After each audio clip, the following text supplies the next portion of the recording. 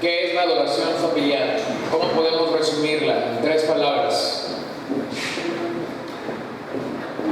Cantamos, oramos, leemos. Entonces, básicamente esto es lo que es la adoración familiar: leer, orar y cantar.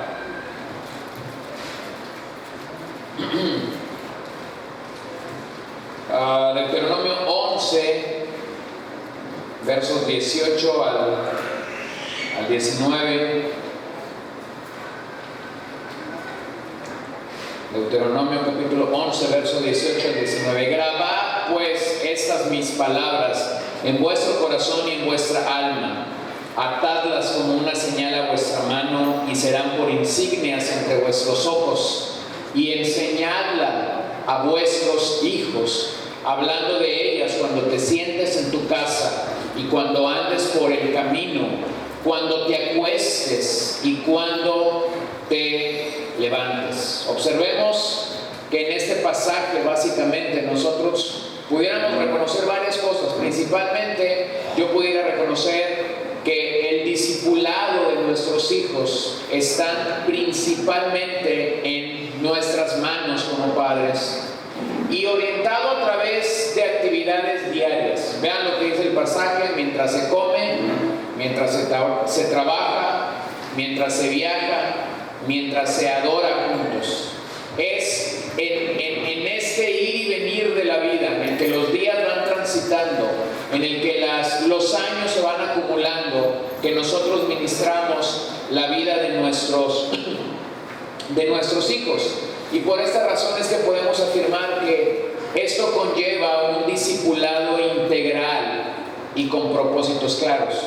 Mayormente nosotros que hemos venido a la iglesia, cuando pensamos en la palabra discípulo o pensamos en la palabra discipulado, asumimos o llegamos a pensar que esto es como el entrenamiento básico que damos a un creyente. Algunos asumimos, si tenemos algún tipo de enseñanzas en la iglesia, a las que llamamos así, asumimos que cuando un creyente llega a la congregación tendría que pasar por discipulado 1, 2 y 3. ¿No es así? Y muchas veces limitamos la experiencia del discípulo de Cristo simple y sencillamente a eso. La realidad para nosotros que hemos sido llamados por gracia, por medio de la fe, a ser salvos, la realidad para nosotros es que un discípulo se ve muy distinto desde el escenario terrenal a como se ve desde el escenario angelical o celestial. Es decir, una vez que nosotros hemos venido a ser salvos, jamás dejamos de ser discípulos. Estamos continuamente aprendiendo, estamos continuamente creciendo en el Señor, deberíamos estar continuamente sirviendo al Señor, y son todas estas experiencias que convergen en la vida de un discípulo lo que nos va formando. No estamos terminados, no estamos terminados. El mismo apóstol Pablo, cuando escribe a los Filipenses, les dice: aún no lo he alcanzado todo. Si Pablo no lo había alcanzado todo, creo que nosotros no podríamos estar este día a la estatura de Pablo y decir: ya llegué, ya lo alcancé. No, siempre hay momentos diferentes en la vida cristiana, siempre hay momentos diferentes en la vida familiar. Entonces, cuando yo pienso en la vida, en el crecimiento de mis hijos, entiendo que allí en la casa es donde Dios me permite tener un centro de discipulado integral. La familia y el hogar son centros de discipulado, y Dios nos ha dado muchas funciones y responsabilidades como pastores de nuestras familias. Dios lo diseñó así, y simplemente nosotros deberíamos abrazar sus mandamientos desde la cuna y hasta que partan de nuestras casas. Nuestros hijos son el regalo que Dios quiso compartir con nosotros, y por eso es que podemos decir que la casa o el hogar es el único lugar donde el discipulado integral a tiempo completo se puede dar. La iglesia no discipula a tiempo completo. Para que la iglesia discipulara a tiempo completo, nuestras instalaciones deberían ser tipo hoteles, donde todos pudiéramos quedarnos a dormir, donde desayunáramos, comiéramos y cenáramos juntos para que el discipulado fuese integral. Nuestras iglesias aportan al tipo de discipulado que realizamos o que llevamos a cabo, pero donde realmente se experimenta el discipulado de una manera integral es en el hogar. Es en el hogar donde un esposo falla o peca contra sus hijos o contra su esposa, y donde ese esposo puede decir: perdón, me siento redarguido porque la palabra de Dios me está corrigiendo, el ministerio del Espíritu Santo está siendo llevado a cabo en mi vida. Es en ese lugar donde los hijos pueden poner en práctica: honra a tu padre y a tu madre. Es en ese lugar donde todo esto converge de tal manera que si yo quiero saber quién es quién, no lo voy a saber el día domingo en la iglesia. ¿O no es así? De cuántos fracasos en la vida cristiana, en la vida espiritual, usted y yo hemos sido testigos, y muchas veces lo que la gente nos dice cuando estas cosas feas, malas, salen a la luz, la gente nos dice: tan santo que se veía el hermano todos los domingos, tan santa que se veía esta chica todos los domingos viniendo a la iglesia. Hay cosas en la particularidad del ministerio pastoral que uno sabe de la gente, que la gente no la sabe, y uno no está ahí en el púlpito domingo tras domingo para revelar estas cosas. Pero a mí me han dicho cosas de otros hermanos, cosas muy bonitas, que cuando yo las escucho por aquí, por esta mente finita y falible, me pasa: si usted supiera lo que yo sé. No se lo voy a decir a esa gente, lógicamente, no se lo voy a decir. Pero de repente hay quien me dice: este muchacho se ve muy santo, siempre llega con su Biblia. Que usted supiera que no la lee. Puede traer la Biblia más cara, puede traer la Biblia más grande o la Biblia más pequeña. Entonces, hermanos, ¿dónde es donde eso sí se ve? En la casa. Esa es la casa. ¿Usted quiere saber quién soy yo? Hay dos personas que le pueden decir: mi esposo y mis hijas. Yo lo digo a la congregación seguido: ¿quiere saber quién soy yo? Pregúntele a mi esposa. ¿Quiere saber quién soy yo? Pregúntele a mis hijas. Lo que usted puede opinar de mí no va a ser muy real, pero lo que es real es lo que la gente que convive contigo todos los días puede opinar de ti.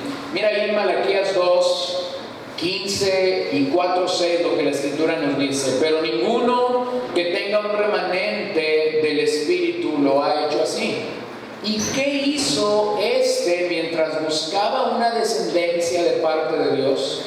Prestad atención pues a vuestro espíritu, no seas desleal con la mujer de tu juventud. Ahí el profeta Malaquías, hablando acerca de la relación matrimonial, nos aporta en este pasaje básicamente que es en el seno del matrimonio donde se genera una semilla piadosa, una generación piadosa para honrar a Dios. Y en ese contexto es en el que cada uno de nosotros deberíamos discipular a nuestros hijos para su gloria, no para la gloria de la familia.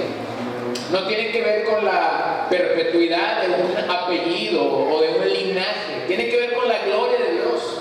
Mayormente nosotros deberíamos discipular la vida de nuestros hijos para la gloria de Dios, no para la gloria de la familia, no para el prestigio de esa familia, porque es una descendencia de parte de Dios. Y luego en el 4:6, al final del libro de Malaquías, Él hará volver el corazón de los padres hacia los hijos y el corazón de los hijos hacia los padres, no sea que venga yo, y hiera la tierra con maldición. Ahora voy a leer esto de nuevo. No sea que yo venga y hiera la tierra con maldición. No sé si usted lo sepa, pero estas son las últimas palabras del Antiguo Testamento. Cuando el Antiguo Testamento cierra con una palabra que muchos de nosotros no nos atreveríamos a usar o a pensar que Dios hubiera inspirado algo para cerrar el canon del Antiguo Testamento. No sea que yo venga y hiera esta tierra con maldición. Y después de esto hubo 400 años de silencio profético. Dios estaba tan molesto por el pecado de la nación, tan molesto, que cayó 400 años, hasta que levantó nuevamente a Juan el Bautista, previo a la venida o al mensaje de nuestro Señor Jesucristo. Tan molesto, y podemos afirmar que estaba tan molesto porque hay 400 años de silencio, de voz profética, de voz de parte de Dios. Entonces, pero al final del libro de la profecía de Malaquías, nosotros podemos reconocer entonces la promesa que Dios dio. Haré volver el corazón de los padres hacia los hijos, y como consecuencia el corazón de los hijos hacia los padres. Recientemente mi hija mayor estaba haciendo un postre en casa de la abuela materna, y mientras estaba preparando el postre estaba siguiendo su recetario, que se lo dio la otra abuela. Y entonces llegó un momento en el que mi suegra le dice: aquí el orden de los factores no importa, va a resultar siendo lo mismo. Y mi hija le dijo: ¿sabes qué, abuelita? Yo lo estoy haciendo, yo voy a seguir la receta. Como conclusión, la tía estaba diciendo: no, mamá, el orden de los factores sí altera el producto, porque mira la consistencia y esto, no te queda así, pero esto es diferente. Ahora piensa por un momento en una situación clara que nosotros tenemos aquí. Aquí el orden de los factores sí alteraría lo que Malaquías está diciendo. Y muchos padres, cuando leen esas últimas palabras de Malaquías profeta, dice: es que mi hijo tiene que volver su corazón a mí. Pero eso no es lo que Malaquías profeta está diciendo. Lo que Malaquías profeta está diciendo es: el corazón del padre tiene que volverse primero al hijo, y como una consecuencia el corazón del hijo volverá al padre. Ahora, para que eso suceda, hermano, y lo decía ahorita el hermano Josué, se requiere humildad. Se requiere humildad de un padre para decir: hijo, yo he fallado en este sentido, yo fallé en esta área en particular de ministrar tu vida, o de animarte, o de alentarte, o de ayudarte. Y cuando eso sucede, hay algo en el corazón de nuestros hijos que solo Dios puede llevar a cabo, puede llevar adelante. Y por eso decíamos anteriormente que para que un avivamiento suceda en nuestros hogares, para que un avivamiento familiar se geste en nuestra casa, primero se requiere un avivamiento paternal. El padre necesita volver a Dios y necesita reconocer en qué se ha fallado. Entonces, la responsabilidad de la siguiente generación está en manos de los padres. En ese sentido, la tarea de la iglesia es instruir a los ministros autorizados por Dios para el discipulado de sus hijos. ¿Dónde encaja la iglesia en todo esto que estamos diciendo?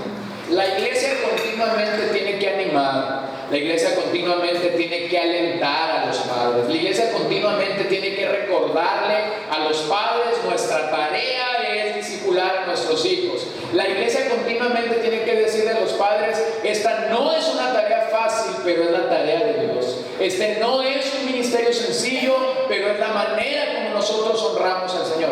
Esa es la tarea de una iglesia que verdaderamente está poniendo a la familia por delante y no está dejando a la familia atrás. Es una iglesia que continuamente está orando por sus familias, es una iglesia que continuamente está orando por sus jóvenes, es una iglesia que continuamente está viendo los retos y los desafíos que vienen por delante y está diciendo: Señor, necesitamos tu gracia para ir adelante. Es decir, no es una iglesia que está haciendo el trabajo de los padres, pero sí es una iglesia que está animando y alentando continuamente a los padres a honrar al Señor en esas áreas particulares de la vida. Deuteronomio 4:9: por tanto, cuídate y guarda tu alma con diligencia, para que no te olvides de las cosas que tus ojos han visto, y no se aparten de tu corazón todos los días de tu vida, sino que las hagas saber a tus hijos y a tus nietos. Por lo menos, el tipo de ministerio que un creyente debería tener en el efecto familiar, por lo menos debería alcanzar a sus hijos y a sus nietos. Por lo menos. Es decir, si usted está aquí, como yo se lo he dicho a la congregación en las últimas semanas, si usted está aquí y es un abuelo actualmente, y usted está diciendo, ay Señor, si yo hubiera escuchado esto hace 40 años, si yo hubiera escuchado esto hace 30, hace 20 años, yo te prometo, Señor, que lo hubiera hecho. No le prometa eso, porque no le puede prometer algo del pasado. Pero si usted está aquí y es un abuelo, lo que usted sí puede hacer es orar por sus hijos para que ellos tomen la responsabilidad de la adoración familiar. Instar a sus nietos para que adoren en familia. Cuando sus nietos vengan a su casa a visitarlos, en vez de prenderles el televisor, en vez de prestarle un celular, tómenlos, siéntelos con usted, cante con ellos, ore con ellos y léales la Biblia. Sea usted como una aguja en la piel de sus hijos diciendo, haz que mis nietos busquen al Señor, haz que mis nietos se enamoren de la palabra de Dios. Esa es su tarea. Si usted llegó tarde al Señor, o si usted llegó y quizás no tuvo el énfasis a la congregación en la que llegó o en la que se congregó de manera inicial de esto. O sea, su trabajo todavía puede marcar, quizás no la generación de sus hijos, pero puede marcar la generación de sus nietos. Mínimamente, nosotros deberíamos impactar estas dos generaciones, nuestros hijos y nuestros nietos. De tal manera que en ese sentido la Biblia siempre nos muestra una fidelidad multigeneracional para discipular a nuestras familias, para ministrar a nuestras familias. Entonces lo animo a que usted pueda hacer eso. Ahora permítanme revisar un poquito algunas objeciones a las que nos vamos a enfrentar. Si usted decide implementar adoración familiar en su casa, nosotros rápidamente podemos reconocer algunas objeciones que tendremos de parte de nuestra familia, de parte de otros creyentes, de parte de nuestros hijos, de parte de nuestros cónyuges. Algunas cosas con las que usted y yo nos vamos a encontrar en el camino, y estas objeciones son tomadas de este libro que se llama El culto familiar de Joel Dickey. Un título que, si a usted le interesa crecer en este tema, ampliamente lo recomiendo. Número uno, la primera objeción que usted puede tener: la Biblia no ordena llevar explícitamente un culto o la adoración familiar, como ya vimos ayer. Es decir, no vas a encontrar ningún mandamiento así de preciso que diga el padre tiene que leer, orar y cantar las escrituras con sus hijos. Entonces vas a tener algunos creyentes que te digan, yo no adoro en familia, simple y sencillamente porque la Biblia no dice claramente que yo tengo que hacer eso. Entonces ayer pasamos una buena parte del servicio o de la reunión revisando todos estos pasajes donde ciertamente no hay un mandamiento directo, pero si tú lees los pasajes puedes reconocer que Dios nos demanda eso. La segunda objeción: nuestra familia no tiene tiempo para eso. Yo he escuchado, hermanos, a creyentes que dicen eso: nosotros no tenemos tiempo de orar. Nosotros oramos cuando venimos a la reunión el domingo, o abrimos la Biblia cuando mencionas que hay que leer ciertos pasajes, pero no tenemos tiempo durante la semana para hacer eso. Le pregunto, ¿el hombre de nuestro día, la familia de nuestro día, tiene tiempos para recreación? ¿Tiene tiempos para deleites personales? ¿Sí o no? Entonces es muy sencillo, tenemos tiempo para Dios. Literalmente aquello que Jesús le dijo a los pescadores debería ser un mensaje que continuamente nosotros le repetimos a nuestra gente todos los días. Dejen las redes y síganme. El que tenga oído para oír, que entienda lo que el Espíritu dice. Y no me refiero a redes de pesca, me refiero a las redes sociales. Dejen las redes y síganme. ¿Cuánto tiempo desperdiciado hay en las redes sociales? Y todavía hay gente que te dice: no tengo tiempo para adorar al Señor en familia. Número 3, nuestra familia no tiene un tiempo regular en el que podamos estar juntos. Oh, ¿cuánta familia dice: no, nosotros no podemos hacer eso porque no hay un tiempo regular en el cual nosotros podamos juntarnos? Hermanos, cuando se quiere, como dije al final del mensaje, cuando tú tienes la voluntad, vas a encontrar un camino. Cuando yo estaba introduciéndome a la situación de educación en casa, yo conocí a un hombre que por su vida empresarial, su vida como empresario, el horario en el que él tuvo que tomar para administrar a su familia era a las 5 de la mañana. Este hombre tenía que estar en el volante de su carro a las 7 de la mañana para ir de su casa a la empresa que dirige. Así que la única hora en la que él podía tener el devocional todos los días con sus hijos era a las 5 de la mañana. Cuando hay voluntad, habrá un camino. Si no hay voluntad, tú vas a tener 1000 pretextos el resto de tu vida. Número 4, nuestra familia es demasiado pequeña. No, nosotros no adoramos familiarmente porque nuestra familia es demasiado pequeña. Nomás soy yo y mi esposo. Pues qué mejor momento que empezar la adoración familiar antes de que lleguen los hijos. Ya vas a estar bien entrenado y entrenada para cuando los hijos lleguen. Qué mejor momento que empezar. ¿Qué necesitas para adorar familiarmente? Uno que gobierne y uno que sea gobernado. Punto. Pero algunos dicen: no, es que mi familia es demasiado pequeña. Pero yo te prometo, pastor, no, a mí no me prometas nada.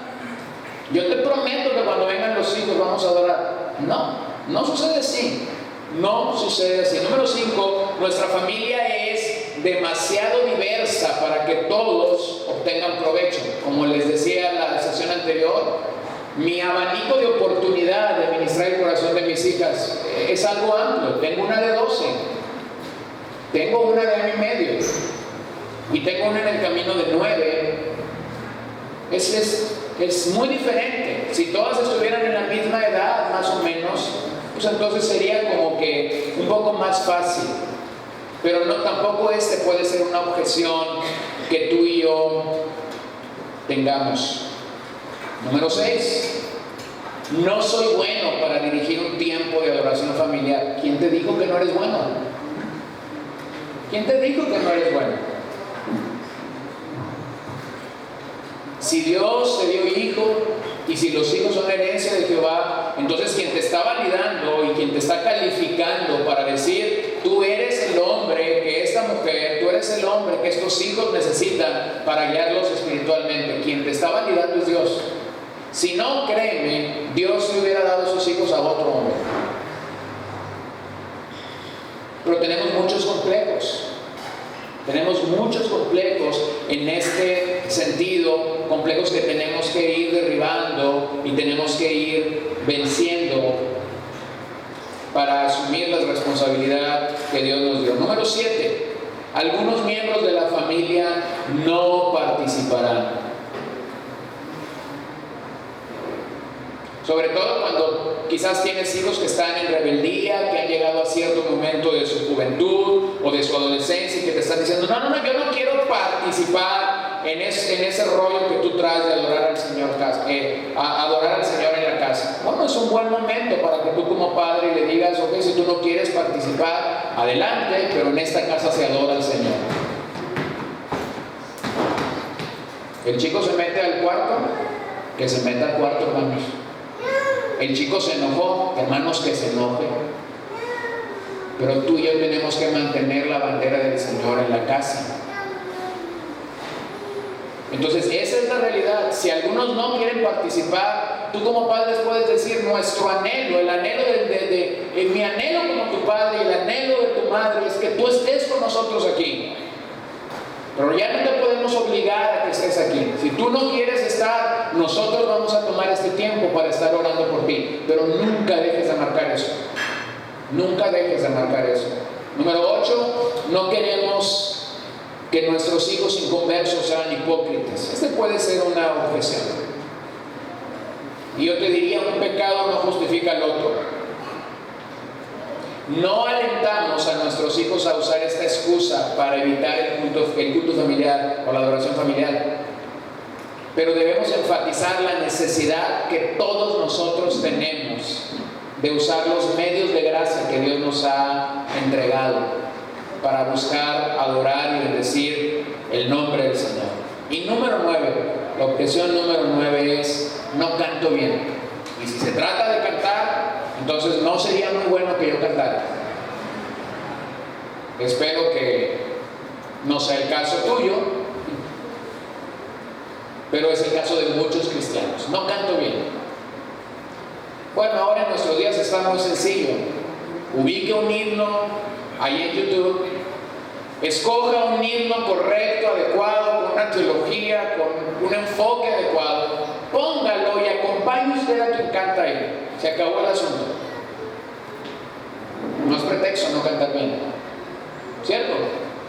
Pero en esta posibilidad que nosotros tenemos de cantar en el hogar, tenemos algo maravilloso que puede suceder. Dije en la sesión anterior que tendríamos que dar memoria musical a nuestros hijos. Qué maravilloso es que en algún momento de la vida de nuestros pequeños, y lógicamente, vuelvo a insistir, se requiere cierta intencionalidad.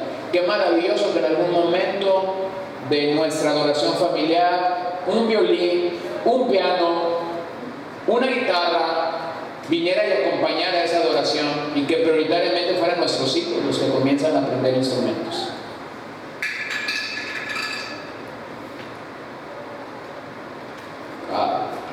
Mientras yo estaba creciendo y siendo hijo de pastor, en algún momento a nuestras manos llegaron los instrumentos. No sé ni cómo aprender a tocar la guitarra. Mi hermano de medio, soy el más pequeño de 3, mi hermano de medio ya tenía cierta destreza. En algún momento la guitarra cayó en mis manos y yo empecé a rascar la guitarra. Yo no puedo decir que soy un músico nato, no lo soy, pero puedo sentarme en un piano y tocar algo, puedo tocar la guitarra. Tampoco puedo decir que tengo la gran voz, pero me defiendo. ¿Entiendes eso? Y nunca pensé para qué eso me iba a servir. Y ahora sé para qué me iba a servir. ¿Se dan cuenta?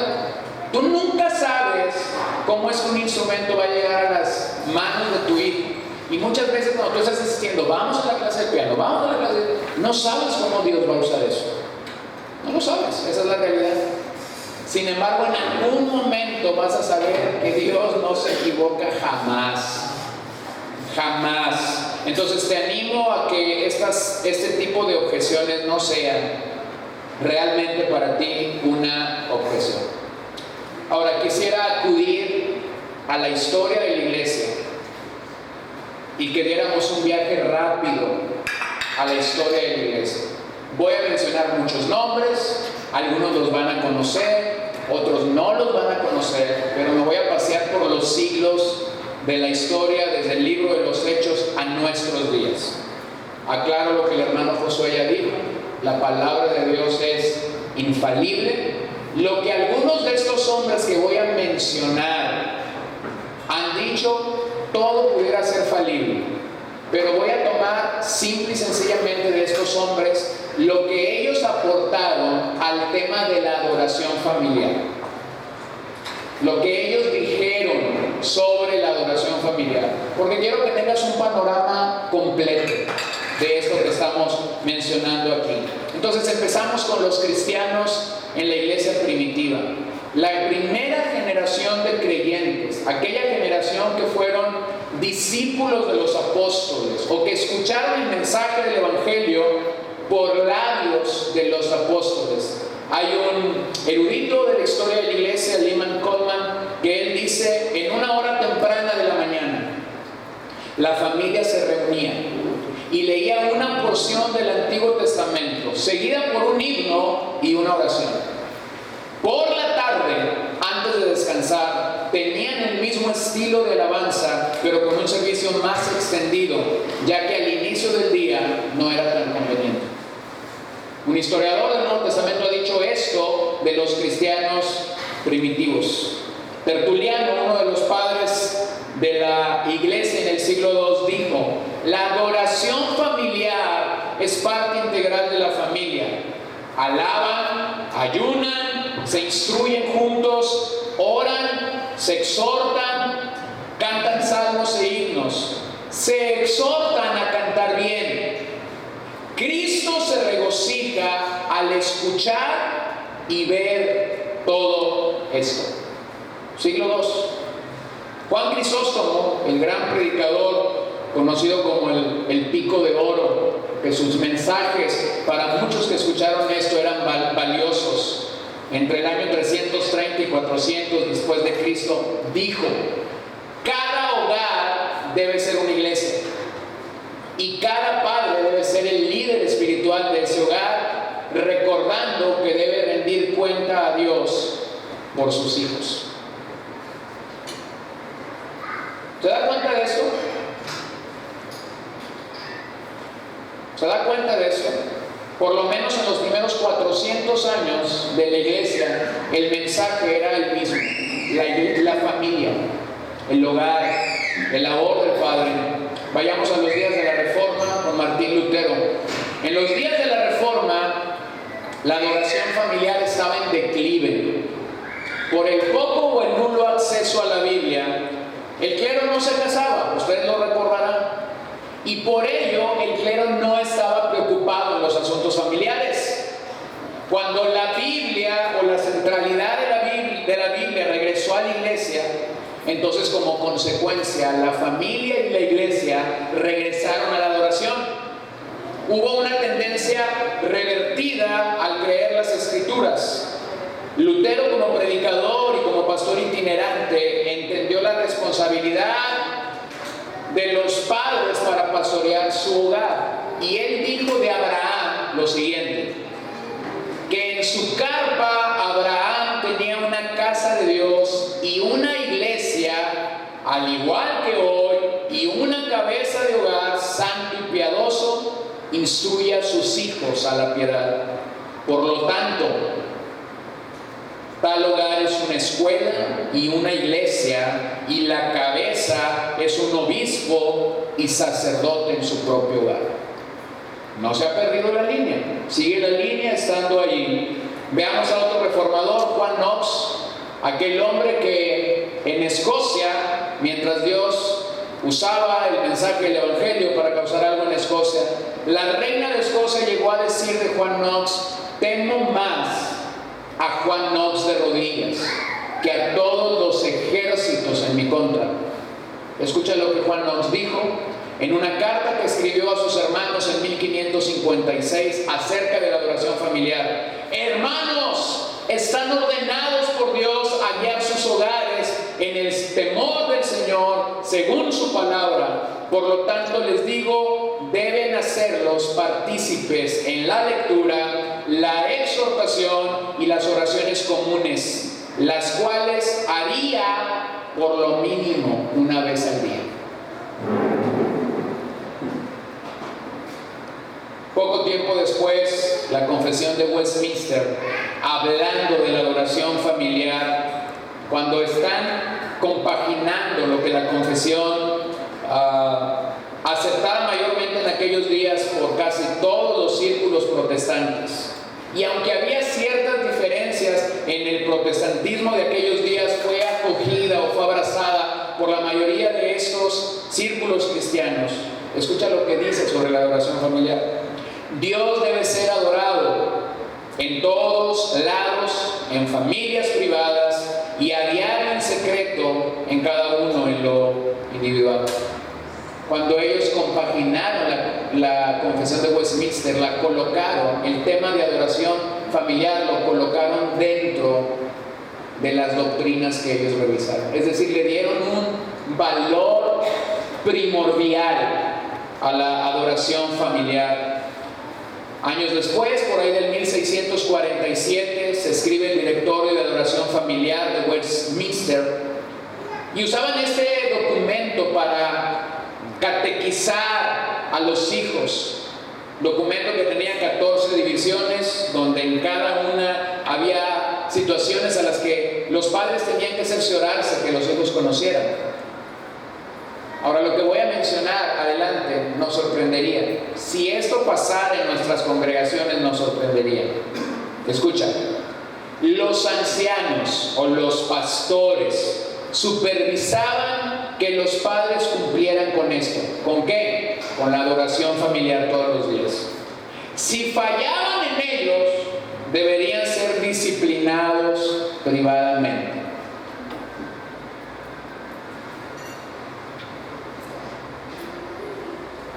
Si lo hacían de nuevo, es decir, si ya siendo disciplinados privadamente fallaban en la adoración familiar, se les requería disciplina severa, lo cual incluía la suspensión de participar en la cena del Señor por ser necios, hasta que retomaran sus deberes con la adoración familiar. Para ellos, la adoración familiar fue realmente importante para la vida y para la salud de la iglesia. Se lo dije a la congregación hace unas semanas atrás. ¿Usted se imagina que yo como pastor al inicio del año dijera: en esta iglesia vamos a asumir que la adoración familiar debe ser algo diario? Anóteme en esta hoja su dirección, su teléfono celular y la hora a la que usted se va a juntar todos los días con su familia a adorar al Señor. Yo pondría a temblar a mi congregación si yo hago eso. Y también a la que usted va la pondríamos a temblar. Y el que no pueda decir amén a eso, yo no sé. Ahora imagínese, paso 2, que yo el día lunes, inmediatamente después de que esa lista fue llena, dijera: bueno, hoy es lunes, la familia Rodríguez Cantú dice que va a adorar al Señor a las 7:30 de la mañana. Yo como anciano, yo como pastor de esta iglesia, el Señor me demanda que yo vigile si eso realmente está sucediendo. Así que tomo mi vehículo a las 7:10 de la mañana y viajo al domicilio de la familia Rodríguez Cantú, y 5 minutos antes de las 7:30 yo toco la puerta y digo algo como esto: estoy listo para adorar al Señor con ustedes. Y entonces encuentro que la familia Rodríguez Cantú aún está dormida. Y entonces mi conclusión es decir algo como esto: ellos mintieron el día de ayer que anotaron su hora, y por esa razón es que el varón de esa congregación necesita ser disciplinado privadamente.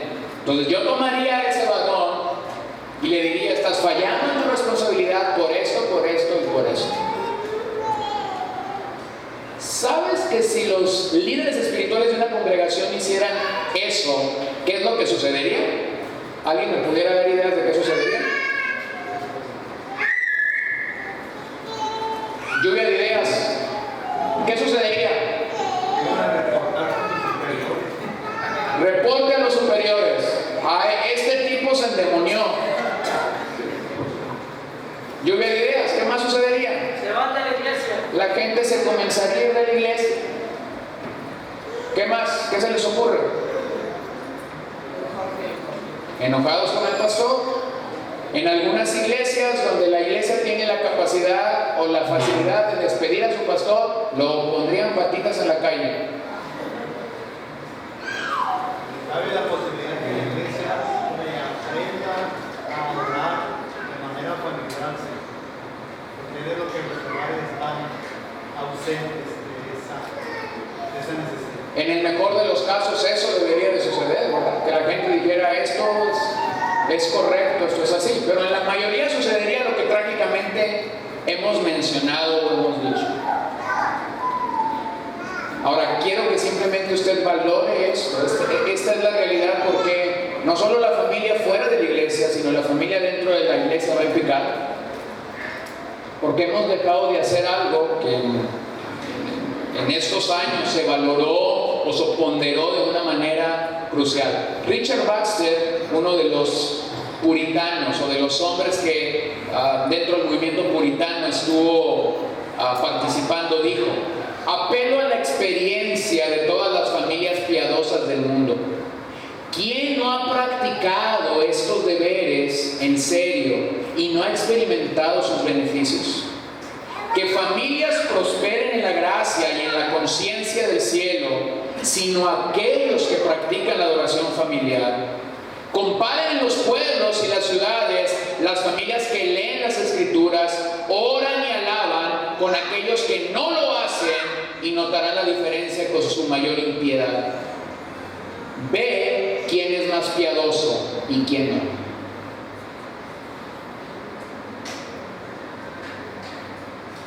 Y eso es una realidad, ni siquiera lo tendrías que ver en una ciudad, esa es una realidad en una iglesia.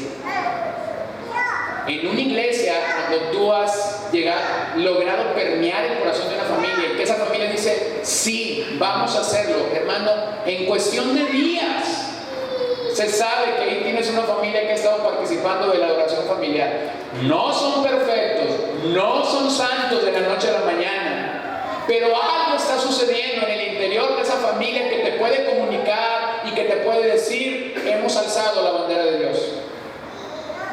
Matthew Henry, otro de los puritanos, que muchos de nosotros lo conocemos, como dije ayer, por el comentario bíblico devocional que él escribió, y recientemente una Biblia anotada, o donde se han tomado algunas notas de él, ha salido al mercado.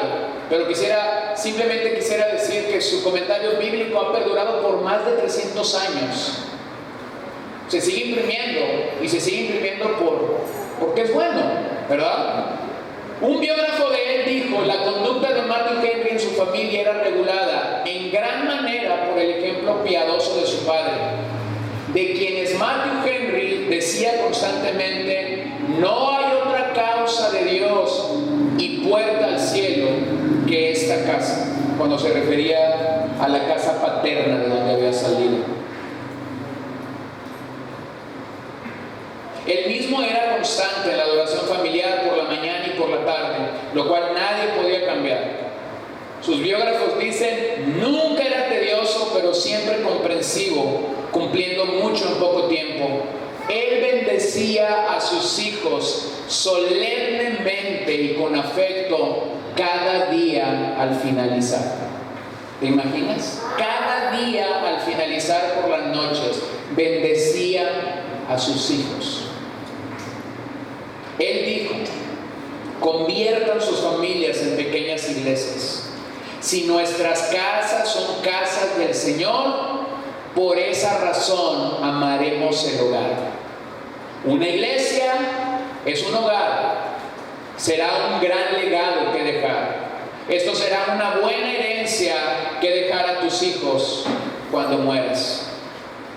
Y por esa razón es que podemos afirmar que la reforma comienza ahí. La reforma comienza en el seno de un hogar.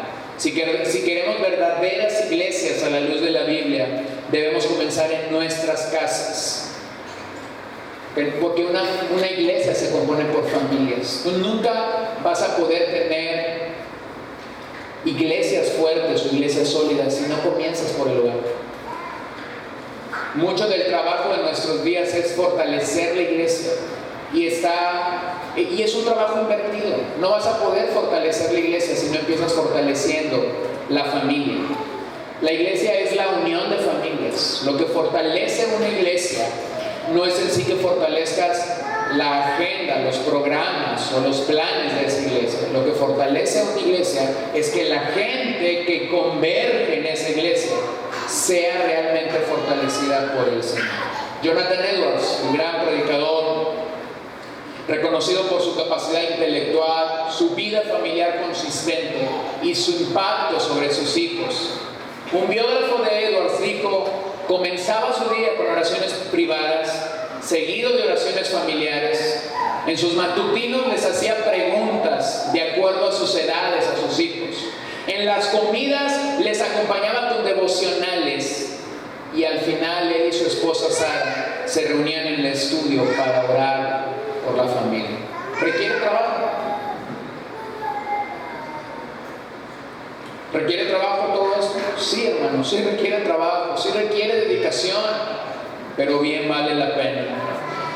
Samuel Davis, sucesor de Jonathan Edwards en la presidencia de Princeton, un hombre que fue presidente solamente 6 semanas porque murió de un brote de viruela, este hombre dijo, si amas a tus hijos, si quieres hacer que la bendición del cielo descienda sobre tu familia, si quisieras que tus hijos hicieran de sus casas los receptores de religión cuando ellos hagan su propia vida, y si quieres que la religión sobreviva en este lugar y sea transmitida por generaciones, si quieres librar tu alma, te encomiendo, te encargo, te ruego que comiences y continúes la alabanza a Dios en tu familia desde este día hasta el fin de tu vida. Considera que la adoración familiar no solo es una actividad dada por la autoridad, sino como tu más grande privilegio dado por la gracia divina.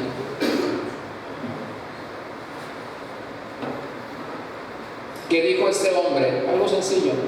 Como padres somos llamados a ser los primeros en compartir las glorias divinas del Señor sobre la vida de nuestros hijos. J.W. Alexander, en la primera mitad del siglo XIX, escribió un maravilloso libro sobre la adoración familiar. Y en él dijo, hay muchos miembros comulgantes y de acuerdo a un reporte poco creíble, algunos ancianos y diáconos que no mantienen un servicio de adoración familiar a diario. Apenas puedo creerlo. El descuido de la adoración familiar surge de un espíritu frío y mundano en la religión. No puedo esperar que la gente lo haga si no ha sido enseñado.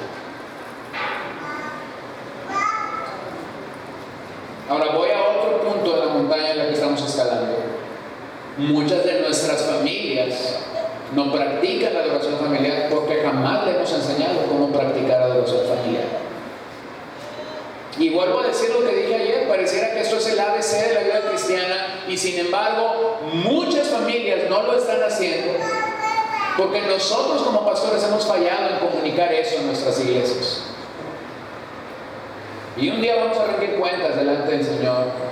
Y si tú estás aquí, yo te invito a que tú pudieras arrepentirte delante del Señor y decirte, Señor, he fallado en eso, perdóname.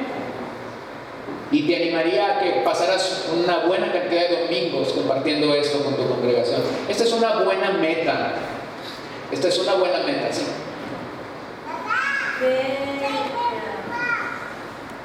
¿Qué incongruencia sería, o con qué autoridad moral un pastor podría exhortar, podría amonestar a un miembro de la iglesia por adulterio, por fornicación, por vicios, cuando no le ha enseñado a tener una adoración de familia? Es el primer paso. Entonces, sí puedo y tengo el coraje para amonestarlo por adulterio, pero ¿cómo voy a vigilar que tenga una adoración familiar? ¿Qué incongruencia? Sí, es correcto. Es correcto. Carlos Spurgeon, muy interesante su situación en este sentido. Conocido como el príncipe de los predicadores en Inglaterra, se dice que pastoreó la iglesia evangélica más grande del momento, o sea, en su día. Pastoreó la iglesia evangélica más grande del mundo en su día. Se cree que dirigió a unos 6,000 miembros mientras estuvo pastoreando ahí en el tabernáculo en Londres. Es del único pastor que yo he leído o he escuchado que él decía a su congregación, hágame un favor, no vengan todos los domingos. La razón por la que él pedía a sus miembros que no vinieran todos los domingos es que cada domingo había una gran fila que se quedaba en la espera de entrar a la iglesia para escuchar el mensaje de las Escrituras. Entonces él recomendaba y decía, si usted ya escuchó el mensaje este domingo, hágame un favor, descanse el próximo domingo, busque a Dios en su casa, permita que otra persona en Londres pueda acceder a escuchar la predicación de la palabra. Yo sé que eso no es común en nuestros días, Se dice que bautizó a la mayoría de estos 6,000 miembros y en un gran porcentaje sabía su nombre. Predicaba casi cada día. Su agenda de predicación dice que había semanas donde predicaba 10 veces. Y en algunos de sus libros, de forma repetida, he leído que era uno de estos predicadores a los que no les gustaba repetir sermones. ¿Se imagina usted eso? Ahora quiero decirte algo. Cuando yo leo esto de él, yo digo, este era un hombre ocupado. Escucha lo que Spurgeon dijo. Si queremos criar una familia piadosa que pueda servir a Dios cuando nuestra cabeza esté bajo tierra, busquemos entrenarlos en el temor del Señor al reunirnos como familia para adorarlo diariamente. Ahora déjame, te doy una pequeña biografía de lo que él hizo. Su colección de mensajes, que se conoce como el Púlpito del Tabernáculo Metropolitano, es la más grande colección en inglés que el día de hoy hay.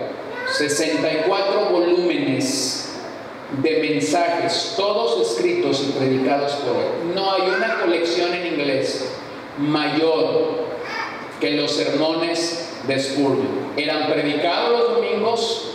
3 jóvenes casi los escribían literalmente. Él se juntaba con estos 3 jóvenes el domingo por la noche, revisaba sus notas y si algo se les había pasado, él les daba sus aportaciones. Ellos trabajaban todo el lunes sobre estas notas y finalmente el día martes hacían la revisión final. El miércoles iba a la prensa y el jueves el mensaje del día domingo salía publicado al periódico. Eso tomaba trabajo. No había forma de grabarlo, no había forma de hacer nada de eso. Escribió más de 120 libros, no de sermones, olvídate ya de los sermones. Escribió 120 libros. En promedio, Spurgeon escribió un libro cada 4 meses de su vida. Leía entre 5 y 6 libros por semana. Leía. Escribía reseñas de estos libros en una revista mensual que editaba llamada La Espada y la Pala. Escribió más de 500 cartas por semana con una pluma fuente. Presidió 66 organizaciones cristianas, todas fundadas por él y todas patrocinadas económicamente por él, ganancia de sus libros. Se juntaba con estas organizaciones una vez al año en sus famosos banquetes. Si eran 66 organizaciones, había semanas donde tenía 2 cenas, simple y sencillamente para hacer una visita a esa organización una vez por año. Entre ellas su seminario de pastores, entre ellas orfanatorios, entre ellas silos, entre ellas otro tipo de ayuda social que estuvo haciendo mientras estuvo al frente de su ministerio. Fundó un colegio para pastores y desde que lo fundó hasta que murió predicaba allí todos los viernes por la tarde. Dedicaba todos los viernes por las tardes a predicar allí. A pesar de no ir a un seminario bíblico, Spurgeon no pasó por un seminario bíblico. Spurgeon es un autodidacta increíble. Fue un estudiante de la Biblia, de tal forma que cuando murió, su biblioteca pastoral o su biblioteca personal contenía 12,000 libros.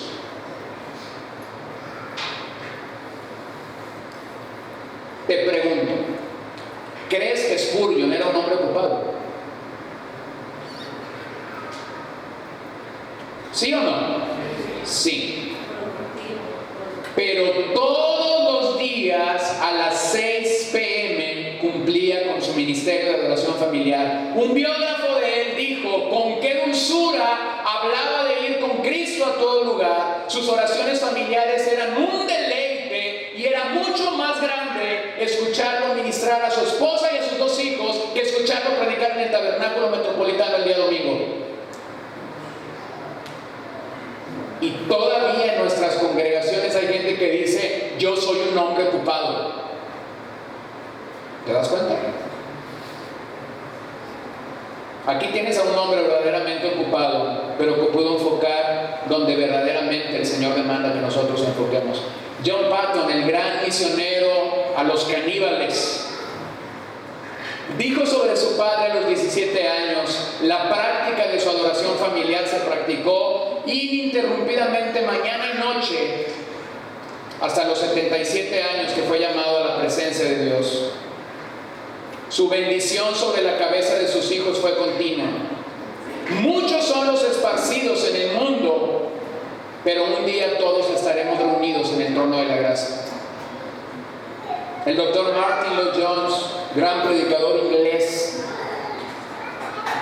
su biógrafo Ian Murray, quien fue asistente al púlpito de él y que aún vive, dijo que la adoración familiar marcaba el final de cada día en su hogar. Y mientras muchos en Inglaterra lloraban la muerte del gran predicador Martin Lloyd-Jones, su esposa dijo: allí, en la adoración familiar, es donde yo he experimentado la más grande pérdida. El doctor Martin Lloyd-Jones, quien fuera doctor de la reina en Inglaterra y quien renunciara a su posición como el doctor de cabecera de la reina en Inglaterra para decir: iré a una iglesia y pastorearé esa iglesia.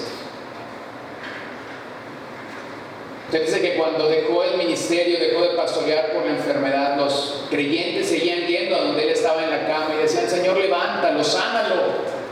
Y se dice que Martin Lloyd-Jones decía: están orando mal, déjenme ir, es mi tiempo, ¿por qué me quieren retener aquí? Déjenme ir. Hasta que un día las últimas palabras que les dijo a una de sus ovejas es: estás orando mal. Y el Señor, en un abrir y cerrar de ojos, lo llamó. Pero su esposa dijo: la más grande pérdida es que en este hogar él ya no puede dirigir la adoración familiar. Errol Huxley: de mayor importancia es la adoración familiar. La práctica es algo que debemos mantener a todo costo. Grandes presiones incesantes vienen a nuestra familia en términos de compromiso, y lo que llamamos altar familiar siempre es lo primero en sufrir. ¿Se ha dado cuenta de eso? Si usted por algún tiempo ha querido tener un altar familiar, se ha dado cuenta que cuando los días malos llegan, cuando las presiones llegan, lo primero que se va del día, para muchos, es su tiempo de adoración familiar, cuando debería ser todo lo contrario. Lo que no se debería de ir es el tiempo de la adoración familiar. Donald Carson en nuestros días dice que muchas parejas batallan para mantener la adoración familiar. No solo vivimos ritmos acelerados, pero cada etapa de la vida tiene sus propias presiones. Con niños preescolares por las tardes habrá cansancio, pero hemos hecho de la oración algo prioritario. John Piper enfatiza el enfoque diario que un hombre debería de dar. Tienes que decidir qué tan importante crees que son esos momentos familiares. Y él dice: es posible con los pequeños y es posible con los adolescentes. Es difícil, pero siempre es posible. El resumen de todos estos héroes que hemos revisado es que cada familia cristiana debería ser una pequeña iglesia. Cada familia cristiana debería ser una pequeña iglesia. Un lugar donde la palabra es levantada todos los días. Un lugar donde la oración es levantada todos los días. Un lugar donde los cánticos y las alabanzas del Señor es levantada todos, absolutamente todos los días. Termino con dos escrituras, Salmo 78, 5 al 7. Porque Él estableció un testimonio en Jacob y puso una ley en Israel, la cual ordenó a nuestros padres que enseñaran a sus hijos, para que la generación venidera lo supiera, aún los hijos que habían de nacer, y estos se levantaran y lo contaran a sus hijos, para que ellos pusieran su confianza en Dios y no se olvidaran de las obras de Dios, sino que guardaran sus mandamientos. Maravilloso salmo. Y termino en el primer libro de Samuel 2:30. Por tanto, el Señor Dios de Israel declara: ciertamente yo había dicho que tu casa y la casa de tu padre andarían delante de mí para siempre.